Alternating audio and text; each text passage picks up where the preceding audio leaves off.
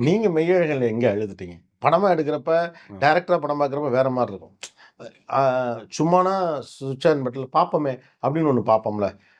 மெய்யழகனா வெறும் பிரேம்குமாரா இருந்து ஒரு படம் பார்க்குற அனுபவம் இருக்குல்ல. அப்ப நீங்க எங்க கண்ணீர் விட்டீங்க? எங்கள அழ விட்டேல்ல, நீ எங்க அழுதங்கிறது தான் அது. அப்படி அழகா சொல்றோம் நாங்க. நல்லா புரியுது.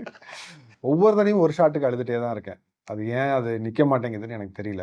அந்த வீட்லேருந்து வெளியில அவன அருள்மொழிய கூட்டிட்டு வந்துட்டு அந்த ஃபர்ஸ்ட் சீன்ல பூட்ட வந்துட்டு அவரு ஜேபி சார் வந்து சாவி அவங்க கையில குடுத்து பூட்ட சொல்லுவாரு.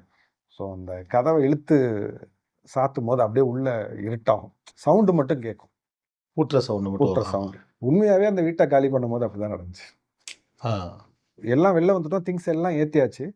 பூட்டும்போது என்ட்ட தான் சாவிய குடுத்து பூட்ட சொன்னாங்க. எதுக்குன்னா, அப்பாவுக்கும் தெரியும், அம்மாவுக்கும் தெரியும். நம்மலாம் அடல்ட்ஸ் நம்ம டக்குன்னு அடுத்த ஊருக்கு போயிருவோம்.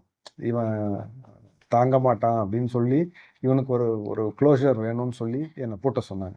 அந்த பூட்டி அந்த சவுண்டு வந்து ரொம்ப நாள் ஹாண்டிங்கா இருந்துச்சு. எப்ப வீட்ல ஏதாவது பூட்ட பூட்டுனாலோ, அந்த பூட்ட பார்த்தாலே மனசு அங்க போயிரும். அந்த சீன வந்து படத்துல பார்க்கும்போது அப்படியே யாரோ அப்படியே குரல் வளைய அப்படி பிடிக்கிற மாதிரி இருக்கும்.